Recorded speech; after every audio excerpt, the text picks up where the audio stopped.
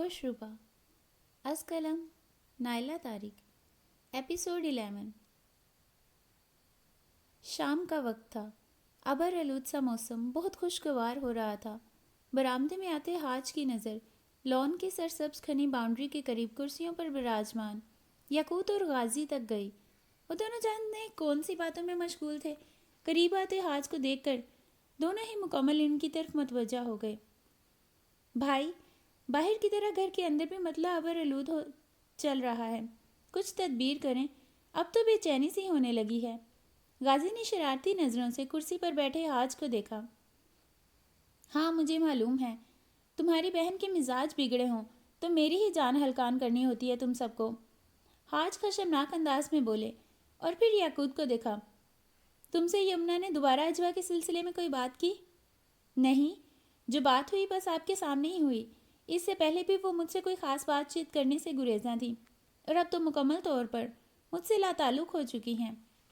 याकूत गहरी सांस भरकर बोला था। जाहिर है इस सब की वजह अजवा ही है। हाथ जैसे खुद से ही बोले थे। बात तो ढंग से वो मुझसे भी नहीं करती अब। पता नहीं क्यों बैर बांध रखा है इसने अजवा से, और अब तो तुमने इसे एक वजह भी दे दी है अपना फैसला सुनाकर। हाज के कहने पर वो इनकी जानिब नहीं देख सका था।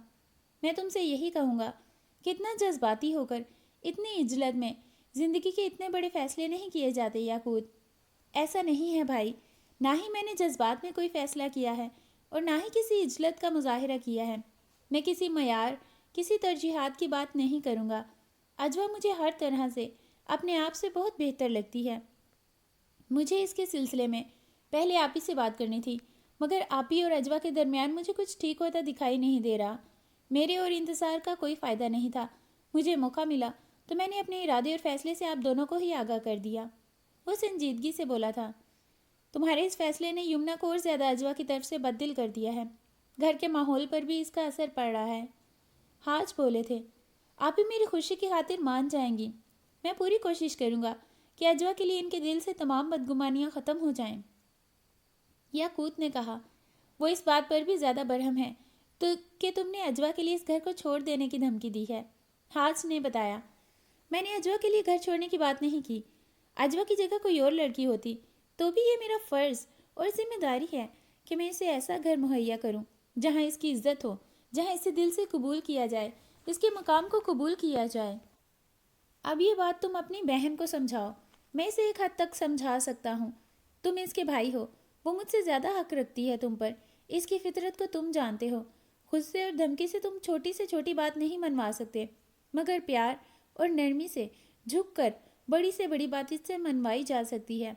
हाज ने समझाने वाले अंदाज में कहा। मैं इनसे बात करूँगा। याकूत ने कहा। तुम मौका देकर आप ही से बात करो।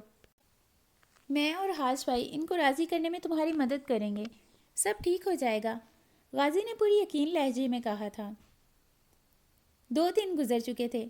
यमुना की तरफ से मुकम्मल खामोशी और लाताल्लुकी को वो महसूस कर रही थी।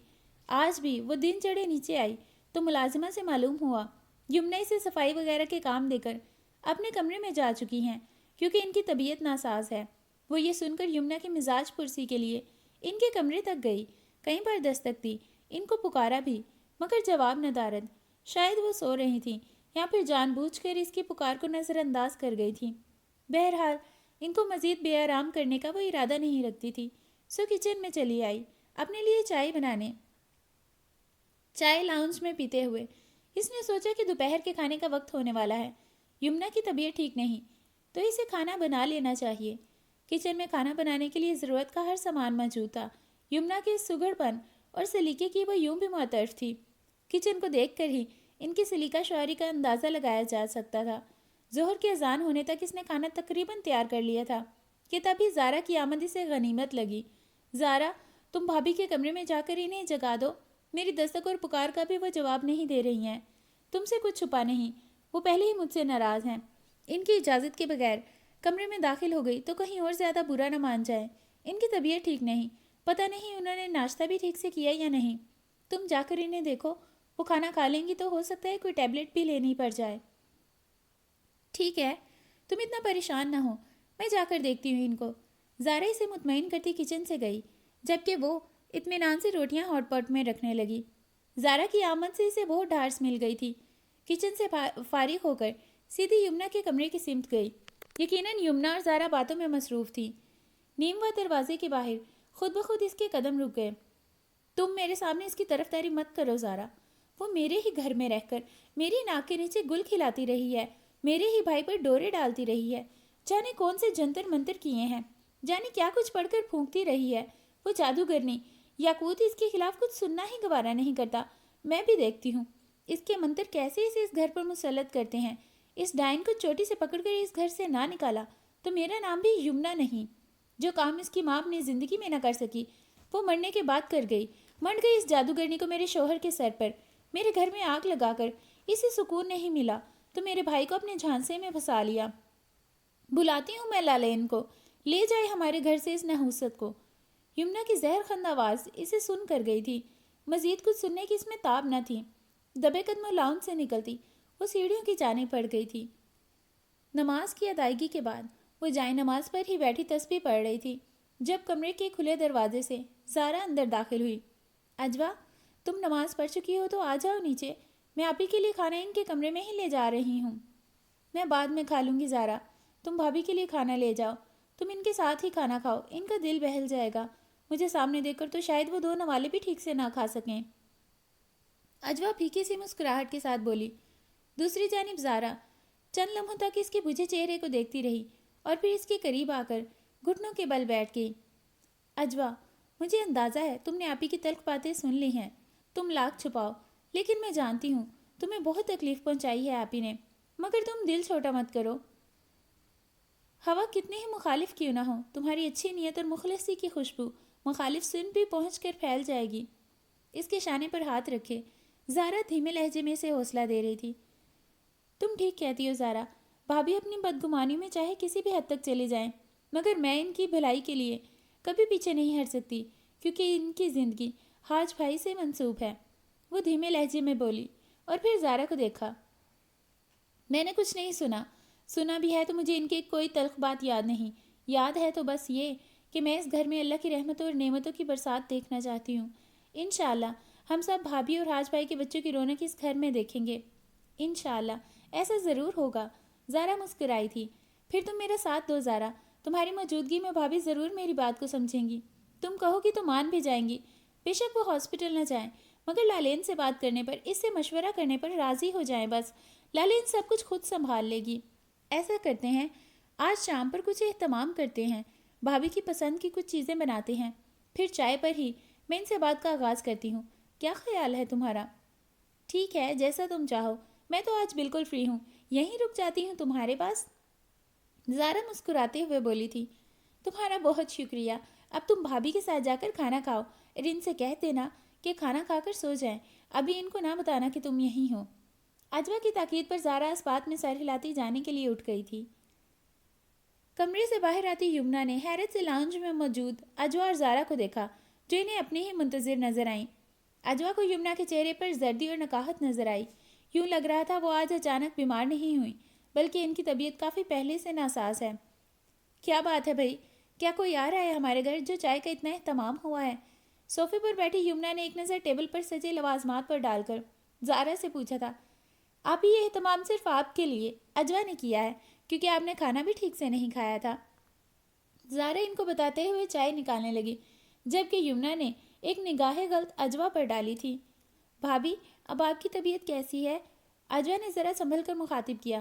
ٹھیک ہوں، بے نیازی سے جواب دے کر یمنا نے زارا کو دیکھا۔ ابھی چائے رہنے دو، ہاں جانے والے ہیں، میں ان کا انتظار کر لیتی ہوں۔ چلیں ٹھیک ہے، پھر سب ساتھ چائے پیئیں گے، زارا خوش دلی سے بولتی یمنا کے قریب ہی بیٹھ گئی۔ آپی، آپ کے چہرے سے ہی لگ رہا ہے ابھی آپ کی طبیعت مکمل ٹھیک نہیں، دوپہر میں بھی آپ کا بلڈ پریشر نارمل نہیں تھا۔ اجوا نے بہت اچھا کیا اپنی دوست کو بلا لیا، لالین گھر میں ہی آپ کا چیک اپ کر لے گی، اس کو پریشان کرنے کی کیا ضرورت تھی، میں اتنی بھی کوئی بیمار نہیں، اب تو بالکل ٹھیک ہوں۔ یمنا سرد لہجے میں اجوا کی جانب دیکھے بغیر بولی تھی۔ نہیں بھابھی، میرے فون پر اس سے بات ہو گئی ہے، پتہ چلا وہ بوتیک سے آج جلدی فری ہو جائے گی، اسے اپنی فیملی میں ہی کسی پیشنٹ کو چیک کرنے جانا تھا تو واپسی پر وہ بس مجھ سے ملنے آنے کا کہہ رہی تھی، میں نے سوچا اچھی بات ہے، وہ یہاں آئے گی تو آپ کو بھی دیکھ لے گی۔ اجوا کے نرم لہجے پر وہ خاموش رہیں۔ آپی، اجوا کو آپ سے ایک ضروری بات کرنی ہے، یہ جھجک رہی ہے۔ اب آپ ہی اس سے بولیں کہ جو بات کرنی ہے، آپ کوئی غیر تھوڑی ہیں۔ زارا کے کہنے پر یمنا نے تیکھی نظروں سے اجوا کو دیکھا۔ جو کچھ میں سن چکی ہوں، اس کے بعد کچھ کہنے سننے کی گنجائش باقی نہیں رہ گئی، مگر پھر بھی جو بات کرنی ہے کرو، سب کے سننے کے لیے تو بیٹھی ہوں۔ یمنا کے تلخ لہجے پر اجوا نے زارا کو دیکھا، جو آنکھوں ہی آنکھوں میں بات کرنے کا حوصلہ اور اشارہ دے رہی تھی۔ بھابھی، میرا یقین کریں، جو میں آپ سے کہنا چاہتی ہوں، اس میں صرف آپ کی اور حاج بھائی کی خوشی چھپی ہے۔ مجھے یقین ہے آپ دونوں میں کمی کوئی نہیں ہے۔ اللہ جب جسے چاہے جلد بدیر اولاد کی نعمت سے نوازتا ہے، لیکن دعاؤں اور ضرورت پڑنے پر تو علاج میں بھی کوئی کسر نہیں چھوڑنی چاہیے۔ آپ اس معاملے میں صرف لالین سے مشورہ کر لیں، تنہائی میں اس سے بات کر لیں، وہ آپ کو اور حاج بھائی کو ضرور کوئی اچھا مشورہ دے گی۔ بات سنو، تمہیں اس معاملے میں پریشان ہونے کی ضرورت نہیں۔ اولاد میرا اور حاج کا ذاتی معاملہ ہے، تم کیا، کسی کو بھی اس میں دخل دینے کی ضرورت نہیں ہے، کیونکہ یہ میں برداشت نہیں کروں گی۔ انتہائی برہمی سے بول کر یمنا جانے کے لیے اٹھ کھڑی ہوئی۔ اجوا نے گھبرا کر زارا کو دیکھا اور خود بھی اٹھ کھڑی ہوئی۔ آپ اجوا کی بات پر صرف غور کر لیں، کوئی آپ کو مجبور نہیں کر رہا۔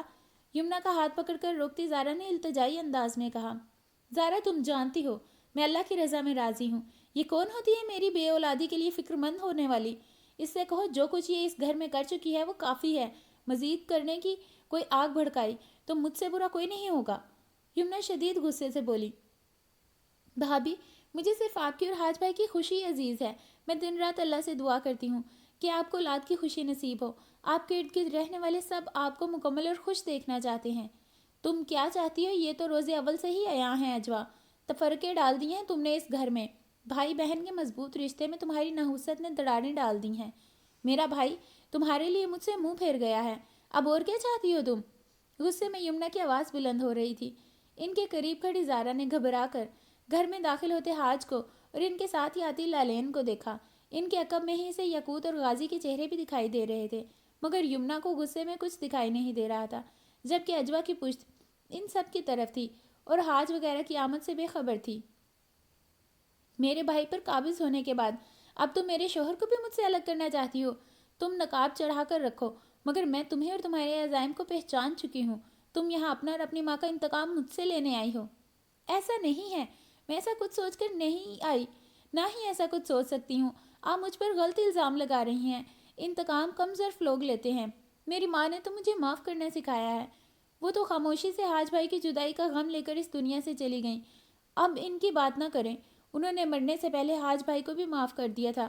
میں نے اگر یہ بات حاج بھائی کو نہیں بتائی تو صرف اس لیے کہ میرے دل میں ابھی بھی ان کے لیے غصہ اور ناراضگی موجود ہے، مگر میں کبھی ان کا برا نہیں چاہوں گی۔ آخر کو وہ میرے بھائی ہیں، میں ان کی وہ بات کیسے نظر انداز کر سکتی تھی جس میں آپ کی بھی خوشی ہے؟ میں صرف حاج بھائی کے کہنے پر نہیں، بلکہ ایک عورت ہونے کے ناطے بھی آپ کی گود ہری بھری ہو جانے کی دعائیں کرتی ہوں، اور دعا کرنے کی بھی آپ سے التجا کر رہی ہوں۔ آپ صرف حاج بھائی کی خاطر لالین سے بات کر لیں۔ غم و غصے سے نم ہوتی آنکھوں کے باوجود اجوا نے التجائی لہجے میں آخری بات کی تھی، یہ سب کہہ کر تم میری آنکھوں میں دھول نہیں جھونک سکتی۔ تم اپنی دوست کی مدد سے مجھ پر بانجھ ہونے کا ٹھپا لگوانا چاہتی ہو تاکہ تم حاج کو مجھ سے مایوس اور بیزار کر ڈالو۔ ان کو بھی مجھ سے دور کر دو۔ تمہارا اور تمہاری ماں کا یہی رونا تھا نا کہ میری وجہ سے حاج نے تمہاری ماں سے منہ پھیر لیا تھا۔ یہی زخم چاٹتے چاٹتے تمہاری ماں اس دنیا سے چلی گئی۔ حاج کی پرورش کا تاوان چاہیے تھا اس کو، تمہیں ان کے سر پر مسلط کر کے۔ جو کام تمہاری ماں نہ کر سکی وہ اب تم کرنے آئی ہو۔ شرمین ٹھیک کہتی تھی، تم بھی اس کا ہی گندا خون ہو۔ حلق کے بال غصے میں پاگل ہوتی یمنا کی زہر اگلتی زبان اجوا کا تمام ضبط نکل گئی۔ اس کا چہرہ غم و غصے کی شدت سے دہک اٹھا تھا۔ میری ماں کے بارے میں اب ایک لفظ مت کہنا۔ میری ماں کا ذکر تک اب آپ کی زبان پر لانے کی حیثیت نہیں رکھتی آپ۔ غصے میں کامتی آواز اور بلند اشتعال سے پھٹ رہی تھی وہ۔ آپ اپنی دشمن خود ہیں، میں کیا آپ پر ٹھپا لگواؤں گی؟ یہ ٹھپا تو آپ پہلے ہی خود پر لگوا چکی ہیں، میری جادوگری نہیں، یہ تو آپ اور آپ کے شوہر کے اعمال ہیں جو اللہ نے اب تک آپ کو اولاد سے محروم رکھا ہے۔ آپ دونوں نے مل کر میری ماں کو اس کے بیٹے سے محروم کیا تھا، مرتے دم تک ترسایا تھا۔ اب آپ دونوں بھی ترسیں گے، بے نام نشان اس دنیا سے چلے جائیں گے۔ میری مری ہوئی ماں پر کیچڑ اچھالنے کے بعد اب آپ بھی ترسیں گی اپنی اولاد کا چہرہ دیکھنے کے لیے۔ میں جن ہاتھوں سے گڑ گڑا کر آپ کے لیے اللہ سے دعا مانگتی رہی ہوں، اب انہی ہاتھوں کو اٹھا کر یہ دعا کروں گی کہ آپ زندگی میں کبھی بھی... تیش میں لرزتی اجوا کی آواز درمیان میں ہی گھٹ گئی جب ہوش میں آتے یقوت نے سرت سے آگے بڑھ کر اجوا کے منہ پر سختی سے ہاتھ رکھ دیا تھا۔ بس اب ایک لفظ بھی اپنی زبان سے مت نکالنا۔ اجوا کے منہ پر ہاتھ جمائے وہ بولا نہیں تھا، دھاڑا تھا۔ لاؤنج میں ساکت کھڑے نفوس کو جیسے سانپ سونگھا ہو۔ پھٹی آنکھوں سے یقوت کے سرخ چہرے اور غصے میں انگارہ آنکھوں میں تیرتے آنسو دیکھتی وہ اپنے پیروں کے نیچے سے زمین سرکتی محسوس کر رہی تھی۔ یقوت کو دیکھتے ہوئے وہ جیسے ہوش میں آئی۔ یہ اس نے کیا کر ڈالا تھا؟ اسے اپنا دل ڈوبتا محسوس ہو رہا تھا۔ دوسری جانب لب بھینچے مزید کچھ کہنے سے خود کو روکتے یقوت نے ایک جھٹکے سے اسے پیچھے ہٹا دیا۔ اجوا بے جان ہوتے وجود کے ساتھ لڑکڑائی تھی کہ لالین نے تیزی سے آگے بڑھ کر اسے تھام لیا۔ تبھی سب زارا کی چیخ پر یمنا کی طرف متوجہ ہوئے جو غش کھا کر گر ہی جاتی اگر زارا پر وقت ان کو نہ سنبھالتی۔ ساکت بے حس و حرکت کھڑی اجوا کے سوا سبھی یمنا کے گرد جمع تھے جو صوفے پر نیم دراز غشی کی سی کیفیت میں تھیں۔ ان کا چہرہ لٹھے کی مانند سفید ہو رہا تھا۔ لالین کسی کے کچھ کہنے سے قبل ہی یمنا کے قریب جا بیٹھی تھی۔ میں بی پی آپریٹر لے آؤں؟ زارا نے اجلت میں لالین سے پوچھا جو یمنا کی نیم و آنکھیں چیک کرتی اشارے سے زارا کو روکتی۔ یمنا کی نبض تھام چکی تھی۔ سب کی نظریں لالین کے بے انتہا سنجیدہ ہوتے چہرے پر ساکت تھیں۔ ان کا بلڈ پریشر تو پہلے سے کافی ڈاؤن ہے۔ کسی کو کچھ خبر نہیں کہ ان کی طبیعت کافی دنوں سے ٹھیک نہیں۔ آنکھیں سفید ہو رہی ہیں، خون کی کمی ہے، یہ شاید ٹھیک سے غذا بھی نہیں لے رہی۔ حیرت اور تعجب سے لالین نے حاج کے دھواں دھواں ہوتے چہرے کو بھی دیکھا تھا۔ ان کے لیے فوراً تازہ جوس لے آؤ۔ لالین کے کہنے پر زارا بھاگتی ہوئی لاؤنج سے گئی تھی۔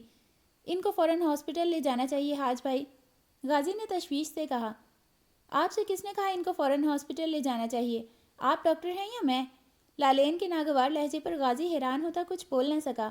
حاج بھائی، بھابھی کو پہلے کمرے میں لے چلیں، مجھے ان کی خبر لینی ہے کہ یہ کیوں ڈاکٹر سے الرجک ہیں۔ اچھا ہوا جو میں یہاں موجود ہوں، کچھ بہتر ہوتی ہے طبیعت ان کی تو ہاسپٹل ہی جانا ہے، مجھے ان کے کچھ ضروری ٹیسٹ کروانے ہیں۔ کیسے ٹیسٹ؟ خدا کے لیے مجھے بتاؤ یمنا کو کیا ہوا ہے؟ پریشانی کی حدوں پر پہنچتے حاج بے قراری سے بول اٹھے تھے۔ آپ بھابھی کو لے کر کمرے میں چلیں، میں بتاتی ہوں وہاں، لالین نے کہا تھا۔ جوس کا پورا جگ اٹھائے زارا بھی لالین کے پیچھے کمرے میں چلی گئی تھی۔ لاؤنج میں ساکت کھڑی اجوا پر ایک جلتی نگاہ ڈال کر یقوت تیز قدموں سے وہاں سے چلا گیا جبکہ باہر جاتے ہی یقوت سے نگاہ ہٹا کر غازی گہری سانس بھرتا اجوا کے قریب آ رکا تھا۔ وہ ابھی غصے میں ہے اجوا، ورنہ یہاں جو کچھ ہوا وہ سب دیکھنا سنا اس نے بھی ہے، تم پلیز اس کی کسی بات کو... غازی بات ادھوری چھوڑتا بس اسے دیکھ کر رہ گیا جو انسنی کیے سناٹے میں گھری صوفے پر بیٹھ گئی۔ جوس کا گلاس بھر کر لالین کے حوالے کرتی زارا کی نظریں یمنا پر تھیں جو بیک گراؤنڈ سے ٹیک لگائے مکمل ہوش و حواس میں تھیں مگر نقاہت زدہ اور بہت نڈھال دکھائی دے رہی تھیں۔ ٹھیک ہے زارا، اب تم جاؤ اور دروازہ بند کرتے ہوئے جانا۔ لالین کے کہنے پر زارا حیران ہوتی دروازے کی سمت بڑھ گئی تھی۔ لاؤنج میں آتے ہوئے زارا نے ایک نظر میں ہی بھانپ لیا تھا کہ اجوا بہت سہمی ہوئی بیٹھی ہے۔ کیا ہوا ہے آپ کو؟ وہ ٹھیک ہیں؟ یزدان کا چہرہ پھک تھا۔ ٹھیک ہیں، جوس پی کر اور بہتر ہو جائیں گی، فکر مت کرو، ڈاکٹر ہے ان کے پاس۔ زارا نے اسے تسلی دی۔ تم یہاں کیوں آ گئی؟ آپ ہی کے پاس جاؤ۔ غازی نے زارا کو واپس کمرے کی طرف جانے کا اشارہ کیا۔ نہیں جا سکتی کیونکہ لالین نے مجھے کمرے سے باہر جانے کا کہا ہے۔ مگر حاج بھائی تو کمرے میں ہی ہیں، غازی نے حیرت سے کہا۔ ارے بھائی اب مجھے کیا پتا، لالین کو ان دونوں میاں بیوی سے ہی بات کرنی ہوگی۔ زارا کچھ جھلا کر بولتی اجوا کے پاس جا بیٹھی تھی جو گمسم کیفیت میں ہی بیٹھی تھی۔ اجوا ریلیکس رہو، آپ ہی ٹھیک ہیں، یقیناً وہ اپنی ہر بات کے لیے تم سے شرمندہ ہوں گی، فکر مت کرو، تمہاری وجہ سے کچھ غلط نہیں ہوا، یہ اچھا موقع مل گیا ہے، لالین سب سنبھال لے گی، جس مقصد سے وہ یہاں آئی ہے وہ ضرور پورا ہوگا۔ زارا کے دھیمے لہجے پر اجوا نے بس ایک نظر سے دیکھا مگر خاموش رہی۔ تقریباً آدھے گھنٹے کے بعد حاج کمرے سے باہر نکلے تھے۔ لاؤنج کی طرف آتے وہ کافی عجلت میں اور بدحواس دکھائی دیتے تھے۔ غازی، گاڑی نکالو، ہاسپٹل جانا ہے۔ انہوں نے غازی کو ہدایت دی جو فوراً ہی تیز قدموں سے لاؤنج سے نکل گیا۔ زارا، تم جا کر یمنا کو دیکھو اور باہر لے آؤ، اور ہاں، ہمارے ہاسپٹل سے واپس آنے تک اجوا کے ساتھ ہی رہنا۔ زارا کو ہدایت دیتے وہ ایک لمحے کے لیے اجوا کی طرف بھی متوجہ ہوئے جیسے کچھ کہنا چاہتے ہوں مگر پھر جانے کیا سوچ کر خاموشی سے لاؤنج سے نکلتے چلے گئے۔ زارا کے کمرے میں جانے کے بعد باہر آتی لالین سیدھی اجوا کی طرف آئی تھی۔ تم ذرا آؤ میرے ساتھ۔ اجوا کا ہاتھ تھامے وہ لاؤن سے نکلتی سیڑھیوں کے پاس آ کر رک گئی تھی۔ مبارک ہو، تمہاری دعائیں قبول ہو گئیں۔ بھابھی کو ہاسپٹل لے جا رہی ہوں، ابھی کے ابھی سب ٹیسٹ کروا کر رپورٹس نکلواؤں گی اور انشاءاللہ خوشخبری کی تصدیق کے ساتھ ان کو واپس بھیجوں گی۔ لالین کی دھیمی آواز سنتی وہ تحیر زدہ نظروں سے اسے دیکھتی رہ گئی۔ اس کی دعائیں یوں مستجاب ہوں گی اس نے سوچا بھی نہیں تھا۔ ابھی تم نے یہ خبر کسی کو نہیں دینی، میں نے حاج بھائی کو بھی منع کر دیا ہے، اور اب بالکل نارمل ہو جاؤ۔ تمہاری جگہ کوئی اور ہوتا تو اس کا رد عمل بھی اس سے بھی زیادہ شدید ہوتا جو تمہارا تھا۔ اب میں جا رہی ہوں، ہاسپٹل سے تمہیں کال کروں گی۔ بات مکمل کرتی لالین آگے بڑھ گئی تھی جبکہ وہ تیزی سے سیڑھیاں طے کرتی اوپر اپنے کمرے میں چلی آئی تھی سجدہ شکر ادا کرنے۔ سیڑھیاں طے کرتا وہ اوپر پہنچا تھا کہ یکدم کمرے سے باہر آتی اجوا نے اس کے قدم روک لیے تھے۔ دوسری جانب یاقوت کے بے تاثر چہرے اور آنکھوں سے جھلکتی سرد مہری نے اجوا کے دل کو دھچکا پہنچایا تھا۔ اس کی سرخ سوجی آنکھوں اور اترے چہرے سے نگاہ چراتا وہ کترا کر آگے بڑھ جانا چاہتا تھا، مگر اس کے مقابل آتی اجوا راستہ روک گئی تھی۔ یاقوت، ایسی اجنبیت سے مجھے مت دیکھو، میں برداشت نہیں کر پاؤں گی۔ نم آنکھوں سے اسے دیکھتی وہ لرزتے لہجے میں بولی تھی، اپنی بہن کے لیے تمہاری نفرت کو میں برداشت نہیں کر سکا ہوں۔ اجوا کی جانب دیکھے بغیر وہ سرد لہجے میں بولا تھا، میں اپنی غلطی کو مانتی ہوں، میں بہت شرمندہ ہوں کہ تمہاری امیدوں پر پورا نہ اتر سکی، مجھے معاف کر دو، میں ضبط کھو بیٹھی تھی، بار بار اپنی ماں کی تذلیل کو چپ چاپ سہنا میرے لیے مشکل ہو گیا تھا، میں اپنی ذات تک سب کچھ برداشت کر گئی لیکن میرے لیے بھی اپنی بہن کی تذلیل کو سہ جانا ناممکن ہے۔ تم اچھی طرح جانتی ہو تمہاری بات پتھر پر لکیر ثابت ہو سکتی ہے، تمہیں معلوم ہے کہ تمہاری ایک بد دعا میری بہن کی زندگی تباہ کرنے کے لیے کافی ہے، مگر تم نے پھر بھی ان کو بے اولادی کا طعنہ دیا، ان کو ہمیشہ بے اولاد رہنے کی بد دعا دی۔ تیش میں بھنچے لہجے کے ساتھ بولتا وہ اسے دھواں دھواں ہوتے چہرے کو سلگتی نظروں سے دیکھ رہا تھا۔ شاید ہم لوگ ہی تمہارے قابل نہیں اجوا، تم بہت اونچائیوں پر ہو اور ہم بہت کم ظرف اور گناہ گار لوگ ہیں۔ میں ہاتھ جوڑ کر تم سے معافی مانگتا ہوں، تم سے التجا کرتا ہوں، میری بہن کو جو بد دعائیں تم نے دی ہیں ان کو واپس لے لو، بخش دو ان کو، وہ انجان ہے تمہارے مقام تمہاری حیثیت سے، میری بہن مجھے میری جان سے بھی بڑھ کر عزیز ہیں، تمہیں خدا کا واسطہ ہے ان کی تباہی کا سامان مت کرو، جس قدر بد دعائیں تمہیں دینی ہیں مجھے دے دو مگر ان سے دور رہو۔ ساکت نظروں سے وہ اسے دیکھ رہی تھی جو ہاتھ جوڑے شدت ضبط سے سرخ ہوتے چہرے کے ساتھ بول رہا تھا، اور پھر اس کے سامنے سے ہٹتا تیز قدموں سے اپنے کمرے کی سمت بڑھتا چلا گیا۔ گنگ کھڑی اجوا کو اپنا وجود ہوا میں معلق ہوتا محسوس ہوا، یوں لگ رہا تھا جیسے نہ سر پر آسمان رہا ہے اور نہ ہی پیروں تلے زمین، اپنے بے جان وجود کو کھینچتی وہ بمشکل خود پر ضبط کے پہرے لگاتی سیڑھیوں کی سمت بڑھ گئی۔ نیچے موجود زارا اسے پکارتی اپنی طرف بلا رہی تھی، اسے یمنا اور حاج کی واپسی کا انتظار کرنا تھا، اس کا رواں رواں دعا مانگ رہا تھا کہ لالین کا ایک ایک لفظ سچ ہو جائے، اب یہی ایک صورت اس کو پچھتاؤں کی اذیت سے نکال سکتی تھی۔ دل پر اور روح پر جو زخم لگے تھے ان کی اذیت کو تو اس نے چپ چاپ سہنا تھا، مگر ان زخموں کا ازالہ ہونا بہت ضروری تھا جو اس کے لفظوں سے یمنا، حاج اور یاقوت کے دل پر لگے تھے۔ گنہگار تو وہ خود کو گردانتی ہی تھی۔ لالین نے جو کہا تھا اس کی تصدیق کے ساتھ ہی حاج اور یمنا گھر واپس آئے تھے۔ شادی کے اتنے سال گزرنے کے بعد ملنے والی اس خوشخبری پر جانے ان کو کیسے یقین آیا ہوگا، اور جانے یقین کرنے کے بعد وہ خوشی کے کون سے آسمان پر ہوں گے، یہ دیکھنے کے لیے وہ سب کے درمیان نہیں تھی۔ وہ نہیں چاہتی تھی کہ اتنے اہم اور خوشی کے لمحوں میں وہ یمنا کے سامنے جا کر ان کی خوشی خراب کر دے۔ اپنے کمرے میں رہ کر بھی وہ ان کی خوشی کی لہروں کو محسوس کر سکتی تھی جو سارے گھر میں دوڑ رہی تھیں۔ شانوں کے گرد گرم شال لپیٹے وہ بالکنی میں کھڑی دور دھند میں لپٹے خستہ حال مکان کو دیکھ رہی تھی کہ یکدم کمرے کے دروازے پر ہونے والی دستک نے اسے چونکا دیا تھا۔ دروازہ کھولتے ہوئے اس نے باہر موجود حاج کو دیکھا اور پھر نظر چراتی ایک طرف ہٹ گئی۔ اندر داخل ہونے کی بجائے وہ چند لمحوں تک خاموشی سے اسے دیکھتے رہے جو سر جھکائے کھڑی تھی۔ تمہیں یاد ہے جب تم بہت چھوٹی سی ہوا کرتی تھی تو خالہ جان کے کہنے پر تم میرے لیے دعا کرتی تھیں کہ میں اپنے امتحانوں میں اچھے نمبروں سے کامیاب ہو جاؤں۔ تمہیں نہ اس وقت دعا مانگنا آتی تھی اور نہ ہی ٹھیک سے بولنا آتا تھا، بس جو جملے خالہ جان تمہیں بتاتی تھی تم ہاتھ اٹھا کر دعا کے لیے وہی ٹوٹے پھوٹے جملے اپنی زبان میں رٹتی رہتی تھی۔ میں اس وقت تم پر بہت ہنستا تھا، مگر دل میں کہیں یہ یقین ضرور ہوتا تھا کہ تمہاری دعا ضرور قبول ہوگی۔ وہ یقین آج اور بھی زیادہ مستحکم ہو گیا ہے۔ تم خالہ جان کی بیٹی ہو، میرے لیے تمہاری دعاؤں میں اثر کیوں نہ ہوگا؟ یہ تمہاری دعاؤں کا ہی ثمر ہے۔ اجوا، ایک طویل عرصے کے بعد مجھے اپنی زندگی کی سب سے بڑی خوشی حاصل ہوئی ہے۔ ایک طویل عرصے کے بعد میں نے یمنا کو اور یمنا نے مجھے صحیح معنوں میں خوش دیکھا ہے۔ حاج دھیمے گمبھیر لہجے میں بولے تھے، آپ دونوں کو یہ خوشی بہت مبارک ہو۔ میں تو بس اللہ کی شکر گزار ہوں کہ میری دعاؤں کا بھرم رکھا گیا۔ وہ نظر جھکاتے دھیمے لہجے میں بولی، آج جو ہوا، جو کچھ میری زبان سے نکلا، وہ صرف غصے میں ہوا۔ میرے دل میں بھابھی کے لیے یا آپ کے لیے کوئی برائی نہیں تھی۔ غصے میں نے آپ کے دل کو بھی تکلیف پہنچائی۔ اس سب کے لیے مجھے معاف کر دیں۔ میں اپنے جملوں پر بہت شرمندہ ہوں، شرمسار ہوں۔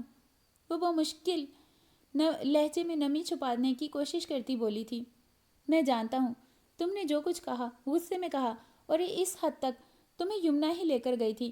اس سے پہلے میں تم سے معافی مانگتا ہوں ان سب تحقیر آمیز باتوں کے لیے جس نے خالہ جان کے لیے اور تمہارے لیے بولیں۔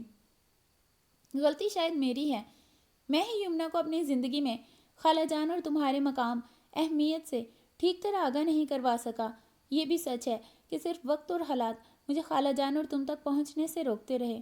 اگر میں ملک سے باہر نہ ہوتا یا اگر مجھے بر وقت فلائٹ مل جاتی تو خالہ جان کے آخری وقت میں ان تک پہنچنے کے لیے مجھے دنیا کی کوئی طاقت نہیں روک سکتی تھی۔ یہ بات میں خود کو بے قصور ثابت کرنے کے لیے تمہیں نہیں بتا رہا۔ بتانے کی وجہ صرف یہ ہے کہ خالہ جان اور میرے درمیان یمنا کبھی رکاوٹ نہیں بنی۔ یہ تو میری ہی حرص و طمع تھی، بہت اونچائیوں پر جانے کی ہوس تھی جس نے مجھے واپس پلٹنے نہ دیا۔ بلند سے بلند مقام حاصل کرنے کی دھن میں جو کچھ میں نے کھو دیا، اس کا پچھتاوا آخری سانس تک قائم رہے گا۔ بوجھل لہجے میں بولتے حاج خاموش ہو گئے تھے۔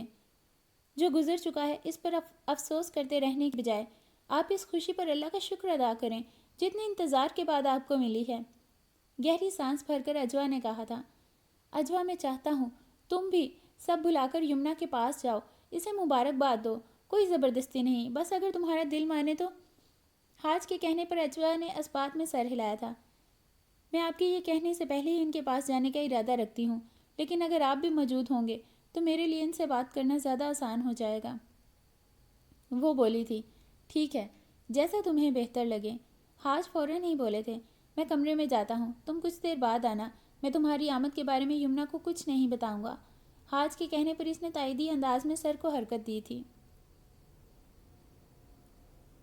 کمرے میں داخل ہوتے حاج بیڈ سے اترتی یمنا کی طرف متوجہ ہوئے تھے۔ یمنا واپس بیٹھو، کچھ چاہیے تو مجھ سے کہو، میں نے کہا بھی تھا میرے آنے تک بیڈ سے مت اترنا۔ ناراضگی سے بولتے ہوئے انہوں نے یمنا کا ہاتھ تھام کر واپس بیڈ پر بٹھا دیا تھا۔ میں اب بالکل ٹھیک ہوں، بغیر سہارے کے چل سکتی ہوں۔ اب آپ یہ چاہتے ہیں کہ میں بیڈ سے قدم بھی نہ نیچے رکھوں تو میرے لیے یہ ممکن نہیں۔ ہاسپٹل میں ڈرپ لگنے کی وجہ سے 2 گھنٹے مسلسل لیٹے رہنے سے کمر تختہ ہو گئی ہے میری، تھوڑا واک کر لیتی ہوں۔ بالکل نہیں، کچھ دن تک تو تم بالکل بھی زیادہ ادھر ادھر گھومنا بند کر دو۔ تم جانتی ہو تمہاری صحت کتنی خراب ہو گئی ہے، اور اب تو تمہیں زیادہ احتیاط کرنی ہے، اپنا زیادہ سے زیادہ خیال رکھنا ہے۔ گھر کی فکر بالکل چھوڑ دو، اپنی طرف سے تم نے ذرا بھی لاپرواہی کی تو میں برداشت نہیں کروں گا۔ حاج کے ڈانٹنے والے انداز پر وہ بے ساختہ مسکرائی تھی۔ آپ مجھے خوش نظر آنے سے زیادہ پریشان کیوں دکھائی دے رہے ہیں حاج؟ جو اتنی بڑی خوشی ملی ہے یمنا سنبھالے نہیں سنبھل رہی، دل میں عجیب سا خوف سما گیا ہے۔ میں نہیں چاہوں گا ہماری ذرا بھی بد احتیاطی ہمیں اس خوشی سے کہیں۔ حاج بات مکمل نہیں کر سکے تھے۔ انشاءاللہ کچھ غلط نہیں ہوگا، آپ بے فکر رہیں، میں اپنا خیال رکھوں گی، خوشی سے زیادہ آپ کی خوشی عزیز ہے۔ یمنا دھیمے لہجے میں ان کو تسلی دے رہی تھی۔ حاج، مجھے آپ سے کچھ کہنا ہے۔ ان کے ہاتھ پر اپنا ہاتھ رکھتی یمنا یکدم بے حد سنجیدگی سے گویا ہوئی۔ آپ جانتے ہیں میں کس قدر ذہنی دباؤ میں تھی یاقوت کی وجہ سے، اسی کیفیت اور اجوا سے ہونے والی تکرار میں نے آپ کی خالہ جان کے بارے میں بہت کچھ غلط کہہ کر آپ کے دل کو بھی ٹھیس پہنچائی۔ اس سب کے لیے آپ مجھے معاف کر دیں۔ یقین کریں میرے دل میں ان کے لیے بہت عزت رہی ہے، انہوں نے آپ کی پرورش کی تھی، آپ کے لیے وہ ماں کا درجہ رکھتی ہیں۔ مجھے بہت ندامت ہے کہ یاقوت کا غصہ ان پر بھی کس طرح نکال دیا میں اپنی ہی نظروں میں شرمندہ ہو کر رہ گئی ہوں۔ یمنا شدید تعصب سے اپنی غلطی تسلیم کر رہی تھی۔ یمنا، خالہ جان کے لیے تم نے جو کچھ کہا، اس سب نے مجھ سے زیادہ اجوا کے دل کو ٹھیس پہنچائی ہے۔ اس تکلیف میں اجوا تمہیں وہ سب کچھ کہہ گئی جو اسے نہیں کہنا چاہیے تھا. جس طرح تم ندامت محسوس کر رہی ہو اسی طرح وہ بھی اپنی غلطی پر بہت نادم ہے. تمہیں اپنی غلطی کا احساس. میرے لیے یہی کافی ہے. مجھے تم سے کوئی شکایت نہیں. اجوا اگر چاہتی کہ تم لالین سے بات کرو تو صرف اس لیے کہ اس نے میری اور تمہاری اولاد سے محرومی کو دل سے محسوس کیا. جہاں تک بات یاقوت کی ہے وہ تمہارا بھائی ہے. اس سے اختلاف کے لیے تم اس سے لڑو, اس پر غصہ کرو, مگر اس کے غصے کا نشانہ اجوا کو مت بناؤ. وہ میری بہن ہے. تمہیں وہ یاقوت کے قابل نہیں لگتی تو کوئی بات نہیں. میں تم سے وعدہ کرتا ہوں کہ اجوا کی طرف سے کوئی پیش قدمی یاقوت کی جانب نہیں ہوگی. میرے ایک بار کہنے پر وہ یاقوت کو پہچانے گی بھی نہیں. اس سے زیادہ مجھے اس کی عزت نفس پیاری ہے. جو کچھ آج ہوا اس کے بعد تمہاری مخالفت کو جاننے کے بعد وہ تو میرے کچھ بولے بغیر ہی اپنے قدم پیچھے ہٹا لے گی. پھر بھی میں احتیاطاً اس سے اس سلسلے میں بات کر کے محتاط کر دوں گا. فی الحال تم یہ سب مسئلے خود سے دور رکھو. تمہاری مرضی کے بغیر کچھ بھی نہیں ہوگا اور میں ایسا ہونے بھی نہیں دوں گا. تمہیں ڈاکٹر کی ہدایت کو بس یاد رکھنا ہے. کوئی ڈپریشن نہیں لینا. حاج کے گہرے سنجیدہ لہجے اور تاکید پر وہ سر ہلاتی خاموش رہی تھی. تبھی دروازے پر ابھرتی دستک نے ان دونوں کو متوجہ کیا. حاج ان کے سامنے سے اٹھ کر دروازے کی سمت بڑھ گئے. امید کے مطابق باہر اجوا موجود تھی. کچھ جھجکتے ہوئے وہ اندر داخل ہوئی, جبکہ اسے دیکھ کر یمنا کے تاثرات مزید سنجیدہ ہو گئے. گہری سانس بھر کر وہ دھیرے دھیرے قدم بڑھاتی بیڈ کی سمت بڑھ گئی. یہ آپ کی امانت میرے پاس تھی. بولتے ہوئے اجوا نے شاپر میں چھپی کوئی چیز یمنا کی طرف بڑھائی. الجھی نظروں سے چند لمحے سے دیکھنے کے بعد یمنا نے ایک نگاہ حاج پر ڈالی اور پھر ان کے خاموش اشارے پر یمنا نے وہ شاپر اجوا سے لے لیا. یہ کیا ہے؟ یمنا پوچھے بغیر نہ رہ سکی. آپ خود ہی دیکھ لیجئے. اجوا کے کہنے پر یمنا نے ایک بار پھر حاج کو دیکھا اور پھر شاپر سے بڑا سا مخملی باکس نکال لیا. اجوا نے خود ہی آگے بڑھ کر سرخ مخملی باکس کو ان کے سامنے کھول دیا. یمنا ششدر نظروں سے اس خوبصورت زیور کو دیکھ رہی تھی جو بہت ہی دیدہ زیب اور دلکش ڈیزائن کا تھا. خاص سونے کی چمک دمک ہی آنکھوں کو خیرہ کرنے کے لیے کافی تھی. یہ میں جانتی ہوں آپ کو زیورات زیادہ پسند نہیں, مگر امی نے یہ بہت محبت سے آپ کے لیے بنوایا تھا. ناراضگی میں انہوں نے حاج بھائی کو یہ حکم تو دے دیا کہ وہ ہمارے گھر کی دہلیز پر پلٹ کر واپس نہ آئیں, مگر جب آپ کی اور حاج بھائی کی شادی کی خبر ان تک پہنچی تو انہوں نے سب سے پہلے یہی کام کیا. ان کو امید تھی کہ اور انتظار بھی تھا کہ حاج بھائی آپ کو لے کر ان کے پاس ضرور آئیں گے, لیکن زندگی نے ان کو زیادہ مہلت نہ دی. دھیمی آواز میں بولتی وہ ایک پل کو خاموش ہوئی تھی. میں آپ کی امانت کسی بہت اچھے موقع پر آپ کے حوالے کرنا چاہتی تھی, اور اس سے بڑھ کر خوشی کا موقع آپ کے لیے اور ہم سب کے لیے کوئی دوسرا نہیں ہو سکتا. بھابھی, ہو سکے تو اپنی خوشیوں کے صدقے ہی مجھے معاف کر دیجیے گا. یہ کیسی بات کہتی تم نے اجوا؟ ایسا مت کہو. ہر گھر میں اونچ نیچ اور تکرار ہو جاتی ہے. تمہاری طرح تمہاری بھابھی کو بھی اس بات کا احساس ہے. جو ہوا اچھا نہیں ہوا. تم دونوں ہی ان تلخ باتوں کو اب بھول جاؤ. غلط فہمیاں اور اختلافات ہو جانے سے تعلق تو ختم نہیں ہو جاتے نا. درگزر سے کام لینے میں ہی رشتوں کی بقا ہے. اجوا کے سر پر ہاتھ رکھ کر حاج نرمی سے بولے تھے, جبکہ یمنا گود میں رکھے سرخ باکس کو دھیرے سے بند کرتی خاموش ہی تھی. بھابھی, آپ میری طرف سے مطمئن ہو جائیں. میں جب تک اس گھر میں ہوں نہ ایسا کچھ کروں گی نہ ہونے دوں گی جس سے آپ خوش نہ ہوں. آپ کی مرضی کے بغیر اس گھر کا کوئی فیصلہ نہیں ہو سکتا, نہ ہی میں ایسے کسی فیصلے میں کسی کا بھی ساتھ دے سکتی ہوں. یہ میرا آپ سے وعدہ ہے. آپ کسی بھی بات کے لیے پریشان نہ ہوں. آپ بس اپنا خیال رکھیں. اتنے طویل انتظار کے بعد آپ کو اور حاج بھائی کو صبر کا پھل مل رہا ہے, بس یہ یاد رکھیں. اجوا, یہی تو میں ان کو سمجھا رہا ہوں, مگر مجھے ان کی طرف سے یہی خدشہ ہے کہ گھر کے انتظامات کی فکر میں اپنی عادات سے مجبور ہو کر یہ خود کو بے آرام کرتی رہیں گی. تم نے ہمارے لیے اس قدر دعائیں کی ہیں, اپنی عبادتوں میں ہمارے لیے خوشیاں مانگی ہیں. تمہیں حق ہے کہ جہاں یہ بد احتیاطی کرتی نظر آئیں بے جھجک ان کو ٹوک دو. میں 2-4 اور ملازمائیں گھر کے کاموں کے لیے رکھ لوں گا, مگر ان کی پہرے داری کے لیے ہر وقت گھر میں نہیں رہ سکتا. اب یہ کام میں تمہیں ہی سونپ رہا ہوں. تمہارے سوا کوئی یہ ذمہ داری نہیں نبھا سکتا. حاج کے قطعی لہجے پر اجوا نے یمنا کو دیکھا, مگر وہ ہنوز سر جھکائے خاموش تھیں. یمنا کی طرف مت دیکھو. میری خاطر تمہیں یہ کرنا ہی ہوگا. اگر تمہیں میری خوشی عزیز ہے تو حاج مزید بولے تھے، آپ بے فکر رہیں، میں ہوں بھابھی اور گھر کا خیال رکھنے کے لیے. آپ کو ملازموں کی فوج گھر میں رکھنے کی ضرورت نہیں، جو دو ہیں وہی کافی ہیں. اجوا ہلکی سی مسکراہٹ کے ساتھ بولی تھی، میں جاتی ہوں، آپ دونوں بھی آرام کریں. ہاسپٹل میں بہت زیادہ وقت لگ گیا تھا آپ دونوں کو. واپسی کے لیے پلٹی وہ حاج سے مخاطب تھی، جبکہ یمنا خاموشی اور پر سوچ نظروں سے اسے حاج کے ہمراہ دروازے کی سمت جاتا دیکھتی رہی تھی. اب تمہیں اندازہ ہو رہا ہے کہ تم نے بہت عجلت کا مظاہرہ کر ڈالا. تمہیں اجوا کے ساتھ اتنے جارحانہ انداز میں بات نہیں کرنی چاہیے تھی. سب کچھ تمہارے سامنے تھا، مگر تم نے اسے شاید یہ باور کروا دیا کہ ہر چیز کی ذمہ دار صرف وہی ہے. وہ غلط ہے. غازی اس سے مخاطب تھا، جو گہرے سنجیدہ تاثرات کے ساتھ اسے سنتا بالکل خاموش تھا. میں مانتا ہوں غلط اجوا کی طرف سے بھی ہوا، مگر شروعات کہاں سے ہوئی؟ زارا گواہ ہے ہر سچ کی، وہ ہم سے پہلے وہاں موجود تھی. ہر بات سے وہ تمہیں آگاہ کر چکی ہے. جس طرح تم آپی کے لیے اس کے تلخ جملے برداشت نہیں کر سکے تھے، اسی طرح وہ بھی اپنی ماں کے لیے آپی کی توہین آمیز جملے برداشت نہیں کر سکی. اور میں تمہیں ایک بات بتاؤں کہ یہ تکرار کسی اور صورت میں بھی ہوتی، مگر ہوتی ضرور. آپی کو کسی نہ کسی طرح اجوا سے الجھنا ہی تھا. تمہارا غصہ ان کو اسی طرح اجوا پر نکالنا ہی تھا. سچ تو یہ ہے کہ تم نے جس قدر عجلت میں موقع محل دیکھے بغیر آپی کے سامنے اپنا فیصلہ سنایا تھا، اس کے بعد یہی سب ہونا تھا.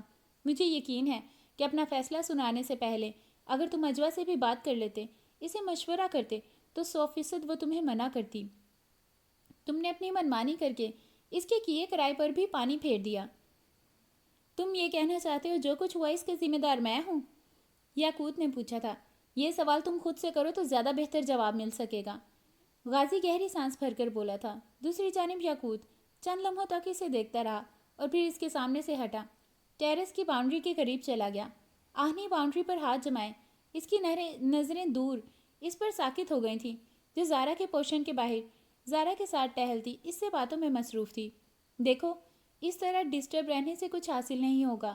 جو ہونا تھا وہ سب ہو چکا، مگر جو غلط ہوا ہے اب اسے سدھارنے کی فکر کرو.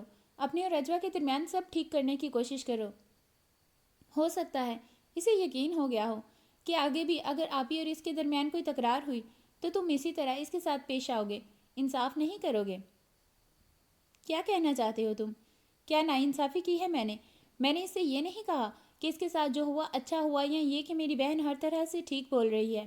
لیکن میں اسے یہ کہتا کہ اس نے آپی کو جو کچھ کہا بالکل ٹھیک کہا. 2-4 بد دعائیں میں بھی اپنی طرف سے شامل کر دیتا اسے صحیح ثابت کرنے کے لیے. یکدم اس کے بپھرے انداز پر غازی نے ضد ہو کر اسے دیکھا تھا. تمہارا یہ غصہ فی الوقت تمہیں کچھ سوچنے سمجھنے نہیں دے گا. ٹھنڈے دل اور دماغ سے میری باتوں پر غور کرنا. اجوا کے سامنے تمہارے یہ تیور نہیں چلنے والے. تم خود دیکھ رہے ہو کس طرح وہ تمہیں نظر انداز کر رہی ہے. میں صرف یہ کہنا چاہتا ہوں کہ تم اسے اس غلطی کا احساس کسی اور طریقے سے بھی کروا سکتے تھے، مگر غصے میں اور جذبات میں آ کر تم نے جو کچھ اسے کہہ دیا، اب اس کا رزلٹ سب کے سامنے ہے. احساس تو اسے پھر بھی ہونا تھا. آخر گئی نا وہ خود آپی کے پاس معافی مانگنے. پچھلے 1 ہفتے سے وہ آپی کی ذمہ داریاں خود نبھا رہی ہے، ان کا خیال رکھ رہی ہے. آپی کا رویہ اب بھی کوئی پرجوش نہیں اس کے ساتھ، مگر سرد مہری بھی نہیں ہے. ایک دن ان دونوں کے تعلقات بہت اچھے ہو بھی جائیں، مگر جذبات میں آ کر تم نے اجوا سے بنی بنائی بات بگاڑ لی. اور ایک بات میں تمہیں لکھ کر دے سکتا ہوں، آپی نے یوں ہی پورا گھر اس کے حوالے نہیں کیا ہوا، یوں ہی اجوا سے ان کی بیزاری ختم نہیں ہوئی. اجوا نے ان کے سامنے تم سے دستبردار ہونے کی بات کی ہے، ان کو یقین دلایا ہے کہ تمہارے کسی فیصلے میں وہ شامل نہیں. غازی کے قطعی پر یقین لہجے پر وہ گنگ نظروں سے اسے دیکھتا کچھ بول نہ سکا. کوئی اور لفظوں میں ہی صحیح، مگر اس نے سمجھوتا تو کیا ہے، ورنہ اسے کیا ضرورت تھی سب کچھ جلا کر آپی کے پاس جانے کی. وہ اگر اس گھر میں چلے جانے سے تیار ہوتی تو وہ اتنا شاکنگ نہ ہوتا. میں نہیں مان سکتا اس بات کو. اس گھر میں مجھ سے زیادہ اہم اس کے لیے کوئی نہیں ہے. وہ ہرگز بھی مجھ سے دستبردار ہونے کی بات نہیں کر سکتی. ناگوار نظروں سے غازی کو دیکھتا وہ کسی طور یہ ماننے کو تیار نہیں تھا. یاقوت، یہ مت بھولو کہ اس گھر میں حاج بھائی بھی ہیں. اجوا کے دل میں ان سے کتنی ہی ناراضگی کیوں نہ ہو، لیکن وہ اس کے بھائی ہیں. اجوا کو اس گھر میں لانے کے لیے کیا کیا جتن نہیں کیا حاج بھائی نے، یہاں تک کہ اس کے ہاتھوں اپنی توہین برداشت کرتے رہے. تو کیا ان کی خوشی کے لیے اجوا ایک سمجھوتا نہیں کر سکتی؟ تم جس طرح اس کے ساتھ پیش آئے تھے، اس کے بعد تمہاری طرف سے دل برداشتہ ہو کر اس کے لیے سمجھوتا کرنا آسان ہو گیا ہوگا. غازی نے کہا تھا۔ نہ ایسا ہو سکتا ہے، نہ میں ایسا ہونے دوں گا، وہ دھیمے مگر بھڑکتے لہجے میں بولا تھا۔ ایسا ہونا بھی نہیں چاہیے، اس لیے میں تمہیں سمجھا رہا ہوں کہ دل و دماغ کو ٹھنڈا رکھو، اجوا کو راضی کرنے کی کوشش کرو، وہی تمہیں بتا سکتی ہے کہ آپی اور اس کے درمیان کیا بات ہوئی ہے جو ایک ہی رات میں سب کچھ اچانک بدل گیا۔ میں یا تم حاج بھائی سے یہ سوال نہیں کر سکتے، قطعی مناسب نہیں ہے۔ بس تم اب اجلت میں کوئی ایسا قدم نہ اٹھانا کہ آپی اور حاج بھائی کا ذہنی سکون غارت ہو جائے۔ ایک عرصے بعد وہ دونوں بہت خوش نظر آئے ہیں، ان کی خوشی، ان کا سکون کسی بھی طرح ڈسٹرب نہیں ہونا چاہیے۔ فی الحال تم اپنا فوکس اجوا پر ہی رکھو، اس کا اعتبار دوبارہ جیتنے کی کوشش کرو، یہ تم ہی کر سکتے ہو۔ غازی کے سمجھانے والے لہجے کو سنتا وہ ایک بار پھر اس کی طرف متوجہ ہوا تھا جو زارا سے باتوں میں مصروف، ارد گرد سے غافل تھی۔ وہ زارا سے ہی بات کر رہی تھی جب حاج اور یمنا زارا کے گھر سے ہی برآمد ہوتے ان دونوں کو متوجہ کر گئے۔ آپ دونوں کہاں جا رہے ہیں؟ واپس اندر چلیں، کھانا کھا کر جائیے گا، زارا فوراً بولی تھی۔ یہ رک ہی نہ جائیں کھانے پر، ان کی فرمائش پر پلاؤ بنا ہے آج، کوئی طاقت ان کو آج تمہارے گھر پر ڈنر نہیں کروا سکتی، یمنا نے مسکراتے ہوئے کہا تھا۔ ظاہر ہے، اور بنایا بھی ہے اجوا نے، میں تو کہتا ہوں تم بھی ساتھ آ جاؤ، چائنیز، رشین، اٹالین کھانوں نے تم لوگوں کو دیسی کھانوں کے ذائقے ہی بھلا دیے ہوں گے۔ اس میں کوئی شک نہیں کہ اجوا جو بھی بنائے وہ ذائقے دار ہوتا ہے، مجھے تو ویسے بھی موقع چاہیے، جانے سے کیسے انکار کر سکتی ہوں۔ زارا خوشی سے دعوت قبول کر گئی تھی۔ یہ تمہیں کیا سوجی؟ بینک کی جاب چھوڑ کر کیوں بیٹھ گئی؟ چلتے چلتے حاج کو یاد آیا تو زارا سے سوال کر ڈالا۔ بہت اچھا کیا، میں تو بہت خوش ہوں، یاقوت تو سخت خلاف تھا اس کے بینک میں جاب کرنے کے، یمنا بولی تھی۔ جی ہاں، آپ کے بھائی کے تانوں پر ہی بیزار ہو کر چھوڑی ہے جاب، زارا خشمگین لہجے میں بولی تھی۔ تو اچھی بات ہے، اب ذرا گھرداری بھی سیکھو، شادی کرنی ہے کہ نہیں؟ یمنا نے اسے جھڑکا تھا۔ خاموشی سے ان سب کے پیچھے جاتی اجوا کی نظر نیلم تک گئی جو اپنے پورشن کے برآمدے میں آتی اس کی طرف متوجہ ہوئی تھی۔ پہلوؤں پر ہاتھ ٹکائے وہ زہر خند نظروں سے اجوا کو دیکھ کر دانت پیستی رہ گئی، جبکہ اجوا بے نیازی سے نظروں کا زاویہ بدل گئی۔ ایسا سبق سکھاؤں گی تجھے ڈائن کی ساری زندگی یاد رکھے گی، اجوا کو گھورتی وہ زیر لب چبا چبا کر بولی تھی۔ کھانے کی ٹیبل پر سب ہی موجود تھے، اجوا اور یاقوت کے سوا سبھی ہلکی پھلکی گفتگو کر رہے تھے اور اجوا کے بنائے گئے کھانے کی تعریف بھی ہو رہی تھی۔ یاقوت کی گہری سنجیدگی کسی سے ڈھکی چھپی نہیں تھی، اس لیے زارا بھی اس سے بہت سنبھل کر مخاطب ہو رہی تھی۔ اس وقت اجوا بالکل خاموشی سے سب کی باتوں کو صرف سنتی اپنے کھانے کی طرف متوجہ تھی کہ اچانک حاج نے اسے مخاطب کیا۔ مؤذن نے فون کیا تھا مجھے، تمہاری خیریت پوچھنے کے بعد جانتی ہو اس نے کیا کہا؟ حاج کے کہنے پر اجوا چونکی تھی۔ کہہ رہا تھا اس کی بیوی بچے تم سے ملنے کے لیے یہاں آنا چاہتے ہیں۔ شرمین یہاں آنا چاہتی ہیں، وہ بھی اجوا سے ملنے؟ یمنا نے بے یقینی سے شوہر کو دیکھا۔ ہاں ایسا ہی ہے، یقین تو مجھے بھی نہیں آیا، میں نے اسے کہہ دیا کہ اجوا سے پوچھ کر بتا دوں گا۔ تم کیا کہتی ہو اجوا؟ حاج نے پوچھا۔ آپ کو ٹھیک لگتا ہے تو بلا لیں، میں کر لوں گی ملاقات۔ اس کے بے تاثر لہجے پر یاقوت نے ایک نگاہ اسے دیکھا تھا۔ ان کو یہاں آنے سے روک دیں، کوئی فساد کھڑا کیا ان کی بیوی نے تو تماشا بن جائے گا، سبھی ڈسٹرب ہوں گے۔ یاقوت ناگوار لہجے میں حاج سے مخاطب ہو کر بولا۔ ان کے یہاں آنے یا نہ آنے کا فیصلہ صرف حاج بھائی کر سکتے ہیں، ان کو بھی اگر اعتراض ہے تو میں خود معظم بھائی سے ملنے چلی جاؤں گی۔ ناگواری ضبط کیے اجوا کسی بھی جانب دیکھے بغیر سرد لہجے میں بولی تھی۔ ٹھیک ہے، پھر آپ کو جو بہتر لگتا ہے کر لیں۔ یاقوت تنے ہوئے تاثرات کے ساتھ بولتا اپنی جگہ سے اٹھا اور سب کو دنگ کرتا تیز قدموں سے وہاں سے چلا گیا۔ وہ سب ملنے ہی تو آ رہے ہیں، معظم بھائی سے کہتے ضرور آئیں ملنے، مگر شرمین کو اچھی طرح سمجھا کر لائیں، کوئی الٹی سیدھی بات نہ کرے، دل صاف کر کے آئے تبھی ملے گی اجوا ان سب سے، یمنا بولی تھی۔ تم کیا کہتی ہو اجوا؟ حاج نے بغور اس کے تاثرات دیکھے تھے۔ بھابھی ٹھیک کہہ رہی ہیں، یہی کہہ دیجیے گا اس سے، وہ سنجیدگی سے اتنا ہی بولی تھی۔ کھانے کے بعد رات گئے تک سب لاؤنج میں بیٹھے بہت اچھے ماحول میں گفتگو کر رہے تھے۔ غازی موجود تھا مگر یاقوت جانے کہاں غائب تھا۔ کھانے کی ٹیبل سے وہ جو اٹھ کر گیا، اس کے بعد گھر میں وہ اجوا کو کہیں نظر نہ آیا۔ اس کے موجود نہ ہونے میں ہی بہتری تھی، اگر وہ موجود ہوتا تو اجوا کے لیے سب کے درمیان بیٹھنا ناممکن ہو جاتا۔ باتوں کے دوران حاج نے چائے کی فرمائش کی تو وہ اٹھ کر کچن میں چلی آئی۔ کچن کے دوسرے دروازے پر یکدم اندر داخل ہوتے یاقوت کو دیکھ کر اس کے دل کی دھڑکن رکی تھی۔ मगर अगले ही पल वो खुद पर ठहरी इसकी निगाहों से नजर चुरा कर इसे नजरअंदाज करती फ्रिज की सिमट बढ़ गई। पानी की बोतल निकाल कर पलटते हुए वो बमुश्किल इसकी जानिब देख सकी थी, जिसके मुकाबिल मौजूद सामने से हटने के लिए तैयार नहीं था। क्या तुम मुझे बताओगे कि आप ही और तुम्हारे दरमियान कौन सा माहिदा हुआ है? इसके चुपते लहजे पर वो खामोशी से नजर चुराए निकल जाना चाहती थी, मगर वो फौरन बाजू आगे करता इसका रास्ता रोक गया। अजवा, मुझे अपने सवाल का जवाब तुमसे चाहिए। इसके बगैर ना मैं यहाँ से जाऊँगा न तुम्हें जाने दूंगा। इसके सख्त लहजे पर अजवा की पेशानी पर बल पड़े थे। मैं तुम्हारे किसी भी सवाल का जवाब नहीं दूंगी, ना ही मैं जवाब देने की पाबंद हूँ, वो सख्त और सर्द लहजे में बोली थी, और अगले ही पल इसका हाथ झटकती आगे बढ़ जाना चाहती थी, मगर सिरत से याकूत ने इसका बाजू गिरफ्त में जकड़ा इसे वापस अपने सामने ले आया। तभी किचन में दाखिल होती ज़ारा बुरी तरह ठटक कर अपनी जगह थम गई थी। मुझे मेरे सवाल का जवाब दिए बगैर तुम यहाँ से नहीं जा सकती, वह सख्त बिफरे लहजे में बोला था। तुम मेरे साथ इस तरह ज़बरदस्ती नहीं कर सकते, अजवा भड़कते लहजे में बोली थी। याकूत, ये तुम क्या कर रहे हो? परेशान खड़ी ज़ारा होल कर बोलती आगे बढ़ी थी। जहाँ खड़ी हो चुपचाप खड़ी रहो ज़ारा, दरमियान में मत बोलना। याकूत के धीमे मगर सख्त मुश्तिल लहजे और सुर्ख चेहरे को देखते ज़ारा अपनी जगह साकित रह गई। जवाब तो मुझे तुम्हारी एक एक जंबिश, एक एक अदा से मिल चुका है अजवा, लेकिन मैं सब कुछ तुम्हारी ज़बान से सुनना चाहता हूँ। जो कुछ कर चुकी हो इसे कबूल करने की जुर्रत भी खुद में पैदा करो। साफ कह दो, अपने भाई की खुशी की खातिर तुमने थूक दिया है मुझ पर। सख्ती से इसका बाजू गिरफ्त में जकड़े वो लहू रंग आंखों से इसे देखता कुराया था। इतना आसान था तुम्हारे लिए मुझसे मुंह फेर लेना, सबको राजी करने के लिए मुझसे मेरी मोहब्बत से दस्तबरदार हो जाना। मैं क्यों जवाब न मांगूं तुमसे? किसी के दिल में जगह बनाने के लिए तुमने मेरी ज़ात, मेरे जज्बों का सौदा किया है। हाँ, मैंने यही किया है। मेरे लिए यही करना आसान था। ना मुझे तुमसे कोई ताल्लुक़ रखना है, ना ही कोई ताल्लुक़ बनाना है। भड़कते लहजे में इसकी लहू रंग आंखों में आंखें डालकर बोलती वे एक झटके से इसका बाजू अपने बाजू से अलग करती हट गई थी।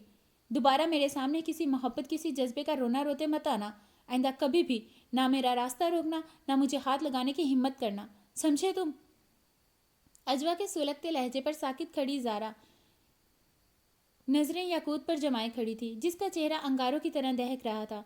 मुश्तिल निगाहों से अजवा को देखता वो उल्टे कदमों पीछे हटता चला गया था। ठीक कहा तुमने, तुम्हें छूने की गलती कैसे कर डाली मैंने? अब सज़ा तो मिलनी चाहिए। भींचते लहजे में बोलता वो जारहाना अंदाज में इसकी जाने बढ़ा। वहाँ किचन के कॉर्नर में बहुत बड़ा और भारी भरकम खूबसूरत सा एक्वेरियम रखा था। अजवा कुछ समझ न आया, मगर ज़ारा इसके तेवरों को भांपते ही हौल कर चीखी, याकूत रुक जाओ। ज़ारा की चीख टूटते कांच के लर्जा खेज शोर में दब चुकी थी। फटी आंखों से अजवा इसे देखती रह गई, जो बाजू के एक ही वार से एक्वेरियम को चकनाचूर करता गाढ़े खून से तर होती स्लीव्स के साथ किचन के अकबी दरवाजे से ही बाहर निकल गया। हवास बाख्तगी में शोर की आवाज़ पर किचन की तरफ दौड़ते आते हाज और गाजी ने किचन में बिखरे कांच के टुकड़ों को देखा। कोई सवाल करने की ज़रूरत ही न थी। रुके बगैर वो दोनों याकूत के पीछे ही दौड़ गए, जबकि इनके पीछे जाती ज़ारा रुक कर अजवा के पास गई, जिसका चेहरा फक था। अजवा, इससे पहले कि आप ही यहाँ आ जाएं, चलो यहाँ से। गाजी और हाज भाई संभाल लेंगे याकूत को। आप ही के सामने मैं बहाना कर दूंगी कि मेरे ही कहने पर वह एक्वेरियम की जगह चेंज कर रहा था और फिर ये हादसा हो गया। तुमने भी सब यही कहना है, अब चलो जल्दी। इजलत में बोलती ज़ारा इसका बर्फ़ की तरह ठंडा होता हाथ पकड़े किचन से लेकर निकल गई।